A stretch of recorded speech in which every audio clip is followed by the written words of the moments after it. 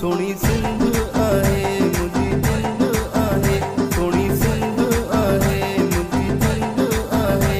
हिन सिंध तां पंहिंजी दिल कुर्बान, हिन सिंध तां पंहिंजी जान कुर्बान, पंहिंजी जान कुर्बान, पंहिंजी जान कुर्बान। सोनी सिंध आहे मुंहिंजी जिंद आहे, सोनी सिंध आहे मुंहिंजी जिंद आहे, सोनी सिंध आहे मुंहिंजी जिंद आहे, सोनी सिंध आहे मुंहिंजी जिंद आहे।